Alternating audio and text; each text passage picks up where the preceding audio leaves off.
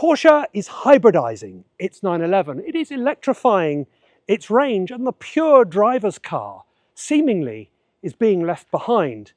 This might be a little bit different, however. This is the 2025 Porsche Boxster Spyder RS, and it is 493 brake horsepower, 9,000 revs per minute, and pure mid-engine balance. It may be the best sports car that Porsche has ever made, and by the end of this video you might agree with me. So let's take a closer look. Now this isn't just a dressed up Boxster with a body kit on it. This has a 4-litre flat 6 engine from the GT4 RS, which itself comes from the GT3 itself. It is also the lightest 718 that there is that Porsche makes. It has carbon fibre everything, including the seats. It is paired up with a PDK gearbox, which, as we shall see when we get it on the road, is lightning fast. Yeah, this is the definition of a driver's car. All right, well, let's take a slow look around together, see what we like and what we don't like. I suspect there won't be much that we don't like, but let's have a little look and see what we can find.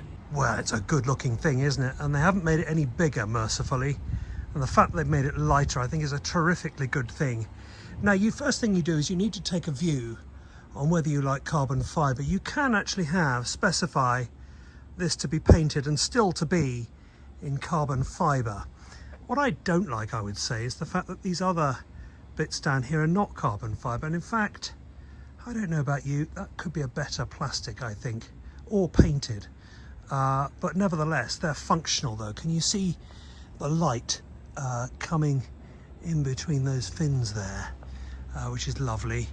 And they're all purposeful as well. You can see air, well, you can't see the air, but you can see where air comes out here, swoops in and goes underneath and through over here, which I think is lovely. So you might like carbon fibre, you might not, but it has a practical purpose. Centre locks as well, which I think look really, really nice. I mean, they look spectacular and nice in silver, I think, as well. A lot of people specify them in that aurum colour, that sort of goldy colour, but I think this blue with the silver is just a really beautiful spec.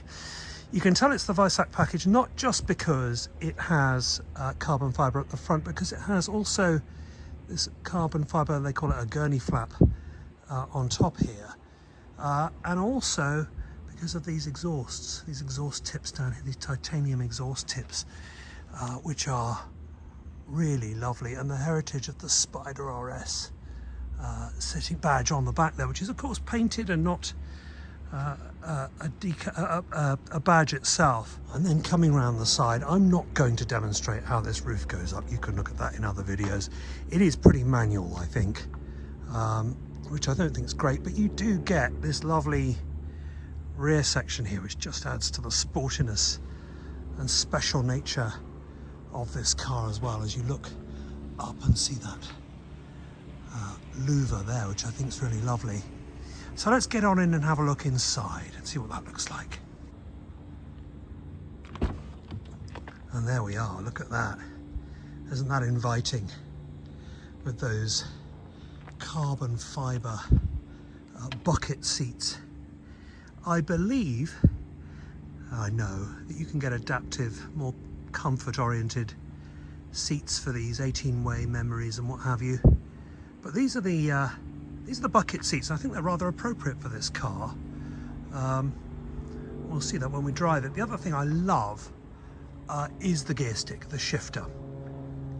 That looks like it's a manual gearbox. This is an RS product, a Porsche RS product, and these days those don't come with manuals. You can only get them in the PDK, which is the fastest of the two, but they've made it look really beautiful, I think. I wish they did that for the other Boxsters. I think you'd get a lot of people paying for that. The Weissach plaque on there with the cup holders as well. This one's been specified with the fire extinguisher as well. Nothing much behind the seats. There's a speaker there and a bit more carbon fibre on the roll hoops, which is nice. Plenty of carbon fibre inside, and of course the lovely Spyder RS badge.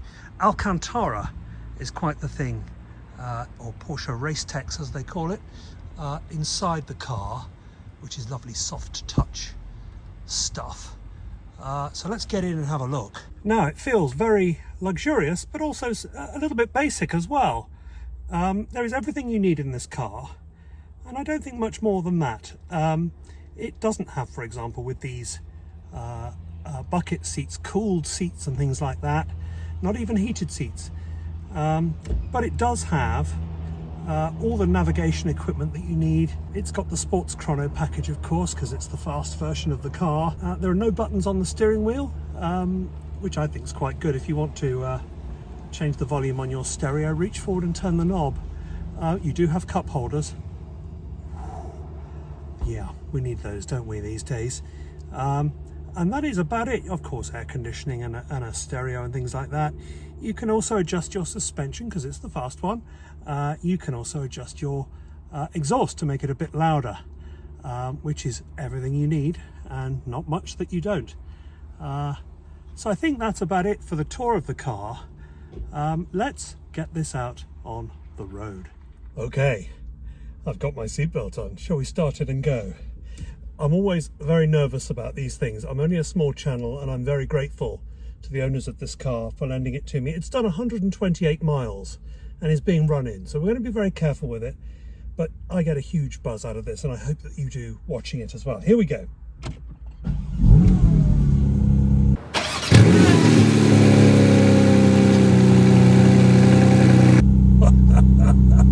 Okay, I'm going to put this into drive. We'll take it for a spin, shall we? Okay, and the first thing you notice is that you're so well connected with the road. You're feeling everything like any driver's car. In fact, what I notice more than that, now I've just driven it up this on-ramp, is the air being sucked in over my left ear and through the air intake here. Can you hear it? The exhaust is back there as well, but that is, wow, that's extreme.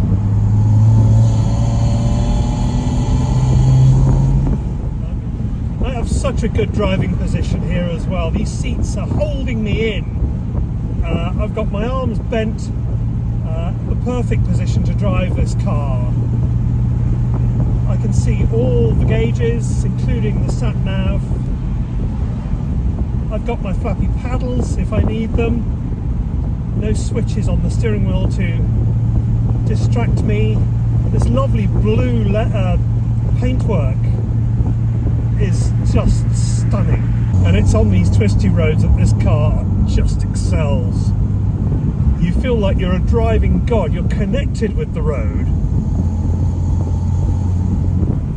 in a way that only a Porsche could put together successfully as well as this. When you're on the road in this car, you hear and feel everything. As I say, that intake, you hear the exhaust bouncing off the scenery, you feel the road. And what shines through is its balance. That's the big difference between this and a 911, is the style of driving. You don't have that pendulum effect of the engine being out the back. In this, it's in the middle and it makes you feel that way. You can really feel it. It gives you confidence to push on. It turns in beautifully. And when you're pushing on, you can really lean on it. And it'll hold you in there and reward you when you come out the other end. The steering is direct and communicative. The ride is firm. I think if you wanted comfort, you probably wouldn't buy one of these. But adequate and fine, and it more than made up for by the handling, as I said earlier on. It's so composed though. Now, if I were to go a long distance in this car, would I like these seats? I don't know. I've sat in these seats before and spent some time with them when I drove the GT3 RS a year or two ago, and I thought they might be a bit much for a long journey, but I don't know whether everything else would just make up for it. If you do want slightly more comfortable seats, you can get them. But for those of us that really want a driver's car, my God, I think you've got to have these seats, haven't you? Otherwise, you choose an entirely different Porsche. I think you have to have these seats. That's the conclusion I would make. They just hold you in perfectly. And doesn't this look like a sports car supposed to look like? Yes, 911 people, I hear you. 911s are how sports cars are supposed to look. But for those of us British people who were brought up with Lotus Elans and MGs and things like that, a sports car to me is a convertible. And this may be the best convertible on the market, bar none. So is this the best sports car that Porsche has ever made? Well, that's a big claim, isn't it? But it might be. 493 bhp, 9,000 RPM, an open-top experience, and such a well-balanced car creates an emotional car like they haven't made before, for sure. And it may be one that you don't see again. This is a naturally aspirated internal combustion engine car, which, as we know, is not the way things are going. Tell me what you think in the comments below. If you've enjoyed this kind of content, subscribe. It costs nothing and you'll get more of it. I hope you've enjoyed this video as much as I have making it. My God, what a car. And I'll look forward to seeing you for more content like this in the next one. Thanks for watching. Here at Ultimate Gloss, who've been looking after me this morning, they're the guys that put the PPF and did the detailing on the Spyder RS. Some of the other stuff they're working on, you kind of expect people to be able to do a brand new car, but this one is a 2008 Cayenne, and I just want you to have a look at the quality of the work here. I mean, this is beautiful. It's like brand new. I mean, it really is beautiful. Let me take you quickly to show you some of the other cars.